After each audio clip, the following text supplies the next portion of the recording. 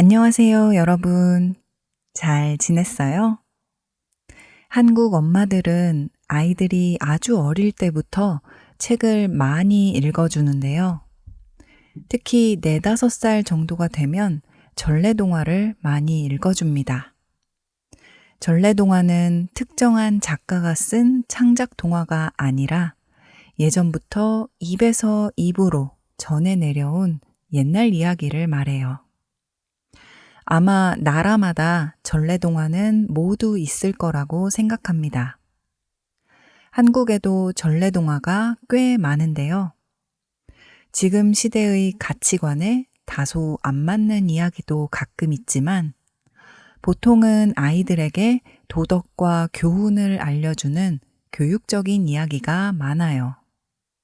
또 반대로 어른들에게는 현실을 풍자하고 위로하는 재미가 있기도 합니다. 한국 전래동화에서 가장 많이 반복되는 주제가 있는데요. 바로 권선징악입니다. 착한 사람은 복을 받고 나쁜 사람은 벌을 받는다는 뜻이에요. 그리고 이 권선징악은 한국인의 가치관에 아주 깊게 박혀 있다고 생각합니다. 어린 시절부터 이 교훈이 담긴 이야기를 수없이 들으며 자라기 때문이죠. 그래서 오늘은 대표적인 한국의 전래동화 이야기를 살펴보고 그 이야기에서 시작된 표현까지 같이 알아보도록 할게요. 첫 번째 이야기, 흥부와 놀부. 옛날에 가난하지만 마음씨 착한 동생 흥부와 부자였지만 욕심 많고 심술궂은 형 놀부가 살고 있었습니다.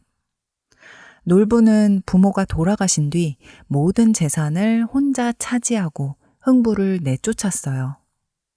흥부는 아내와 아이들을 데리고 어렵게 살아야 했죠. 그러던 어느 봄날 흥부는 처마 밑에서 다리가 부러진 작은 제비를 발견합니다. 불쌍히 여긴 흥부는 대나무로 부목을 만들어서 제비 다리를 정성껏 고쳐주었어요. 그 다음 해 제비는 다시 흥부의 집으로 찾아와 박씨 하나를 물어다 주었습니다.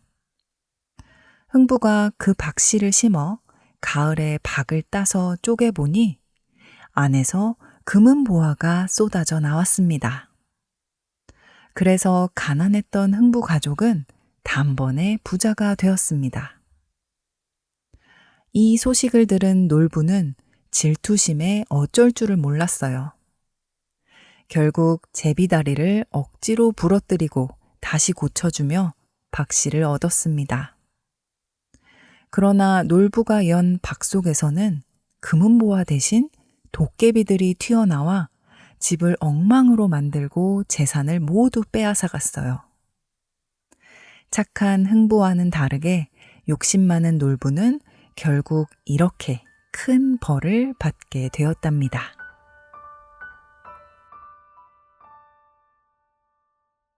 이 이야기 덕분에 지금도 한국 사람들은 욕심 많고 남 잘 되는 걸 시기하는 성격을 놀부심보라고 말하는데요.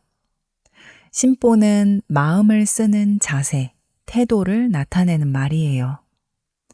그래서 놀부처럼 마음을 쓰는 사람한테 걔는 심보가 놀부심보야. 다른 사람이 잘 되는 게 보기 싫은가 봐. 라고 말합니다. 비슷한 말로 심보가 못됐다, 심보가 고약하다 등이 있습니다. 반대로 순하고 착하지만 손해보는 사람을 흥부 같다라고 하는데요. 하지만 요즘에는 흥부에 대한 다른 해석도 있습니다. 동화를 다시 읽어보면 흥부가 별다른 노력 없이 놀부 집에 가서 계속 도와달라고 빌거든요. 그래서 요새는 흥부가 무능력하다고 재해석하기도 합니다. 여러분 생각은 어떠세요? 흥부, 과연 착한 걸까요? 무능한 걸까요? 두 번째 이야기, 금도끼, 은도끼. 옛날에 한 나무꾼이 있었습니다.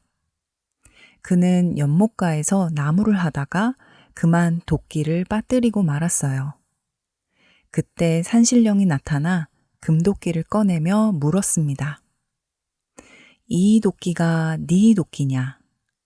나무꾼은 고개를 저으며 대답했습니다. 아닙니다. 제 도끼는 쇠도끼입니다. 그러자 산신령은 은도끼를 꺼내 보여주며 다시 물었습니다. 이 도끼가 네 도끼냐? 나무꾼은 또다시 대답했습니다. 아닙니다. 제 도끼는 쇠도끼입니다. 마지막으로 산신령이 낡고 무거운 쇠도끼를 꺼내자 나무꾼은 크게 반가워하며 말했습니다. 네, 그것이 제 도끼입니다. 산신령은 정직한 나무꾼의 솔직함에 감동하여 금도끼, 은도끼, 쇠도끼 모두를 주었습니다. 이 소식을 들은 옆마을 욕심쟁이 나무꾼은 그 연못가를 찾아가 일부러 도끼를 빠뜨렸어요. 그리고 산신령의 물음에 모두 다 자기 도끼라고 거짓말을 했습니다. 과연 어떻게 되었을까요? 오히려 자기가 갖고 있던 쇠도끼마저 전부 잃고 말았답니다. 외국 사람들이 한국에 와서 가장 놀라는 것 중 하나가 바로 남의 물건을 탐내지 않는다는 것인데요. 눈앞에 지갑이 떨어져 있어도 핸드폰이 떨어져 있어도 대부분 사람들이 함부로 손대지 않습니다. 저는 금도끼, 은도끼 이야기가 바로 한국인의 이런 모습을 잘 보여주는 이야기라고 생각해요. 정직한 사람이 복을 받는다는 교훈이 담긴 대표적인 이야기입니다. 그리고 욕심과 거짓말은 결국 나에게 더 좋지 않은 일이 벌어진다는 점도 강조하고 있죠. 이 동화에서 나온 산신령의 대사, 이 도끼가 네 도끼냐? 이 말은 지금도 한국에서 많이 패러디가 되는 대사입니다. 일상에서 농담처럼 패러디되곤 하는데요. 예를 들어 음식이나 물건을 선택을 해야 할 때 이것이 네 치킨이냐 아니면 저것이 네 치킨이냐 라고 장난치듯이 말하기도 합니다.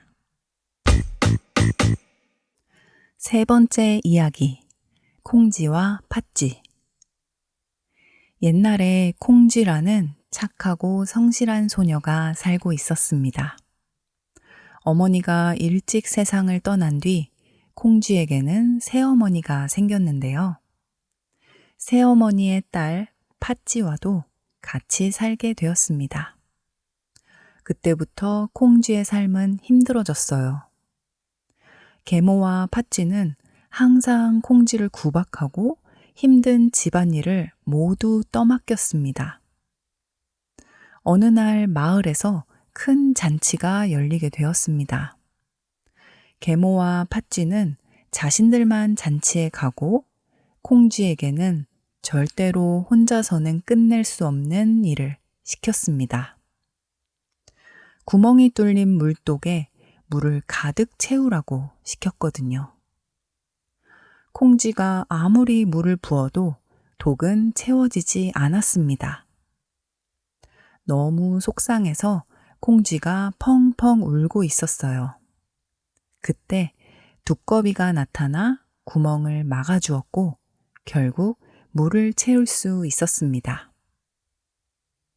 또 계모는 콩쥐에게 깨끗한 쌀알을 고르는 일을 맡겼습니다. 혼자서는 절대 끝낼 수 없는 일이었죠. 하지만 참새떼가 날아와 도와주는 바람에 콩쥐는 일을 마칠 수 있었습니다.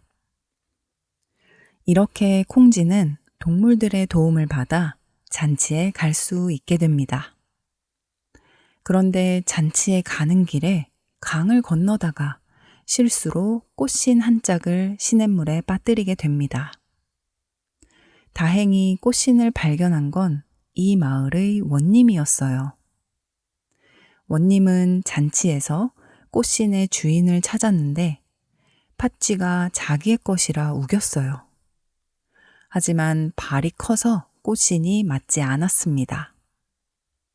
결국 꽃신은 콩쥐의 발에 꼭 맞았고 원님은 그런 콩쥐에게 반하게 되었어요. 결국 두 사람은 결혼하게 되었고 욕심 많은 팥쥐는 벌을 받게 되었답니다. 이 이야기를 들으면서 여러분은 아마도 신데렐라 이야기를 떠올리셨을 겁니다. 맞아요. 콩쥐 팥쥐와 신데렐라는 많은 공통점을 가집니다. 착한 주인공이 계모와 의붓자매의 구박을 받다가 특별한 존재의 도움으로 신분 상승을 이루고 행복하게 산다는 공통된 이야기 구조를 갖고 있죠. 하지만 콩쥐 팥쥐 이야기의 경우에는 신데렐라와는 다르게 두꺼비, 참새 등 자연의 존재들과 교감을 통해 어려움을 극복합니다. 또 콩쥐가 행복해지면서 동시에 새어머니와 팥쥐가 벌을 받는 과정도 상당히 강조가 되죠. 선과 악이 분명히 구별되고 악한 것은 반드시 벌을 받게 된다는 한국의 권선징악 정신이 분명히 반영된 결말이라고 할 수 있습니다. 사실 원작의 결말을 보면 정말 끔찍하거든요. 아이들이 읽는 동화에는 단순히 팥쥐는 벌을 받았다 라고만 나오지만 어떤 벌을 받았는지 원작에서는 끔찍한 이야기가 펼쳐집니다. 콩쥐 팥쥐의 원작 결말이 궁금하신 분들은 멤버십 영상을 확인해 주세요. 이 세 가지 이야기는 모두 다른 줄거리를 가지고 있지만 사실 전하고자 하는 메시지는 같다고 할 수 있어요. 착하고 정직한 사람은 복을 받고 욕심 많고 나쁜 사람은 벌을 받는다는 것이죠. 이것이 바로 권선징악입니다. 한국 사람들은 어린 시절부터 정말 많이 이런 이야기를 들었기 때문에 정직하게 살고 남의 것을 탐하지 않는 가치관을 자연스럽게 배워온 것이 아닐까 생각합니다. 그렇다고 한국의 모든 사람들이 정직하고 착하다는 것은 아니에요. 어느 시대나 어느 곳에나 도둑과 사기꾼들은 항상 있으니까요. 여러분 나라에도 이와 비슷한 교훈을 담은 전래동화가 있나요? 한국 이야기와 비교해 본다면 어떤 점이 비슷하고 또 다른가요? 댓글로 남겨주시면 감사하겠습니다. 지금 케이진의 한국어 팟캐스트 멤버십에 가입하시면 멤버십 전용 영상을 보실 수 있고 이 영상의 한국어 스크립트 PDF 파일을 무료로 다운받으실 수 있습니다. 아래 링크를 통해 가입하실 수 있어요. 여러분의 적극적인 참여와 관심, 응원에 항상 감사드립니다. 오늘의 수다는 여기까지. 다음에 또 만나요. 안녕.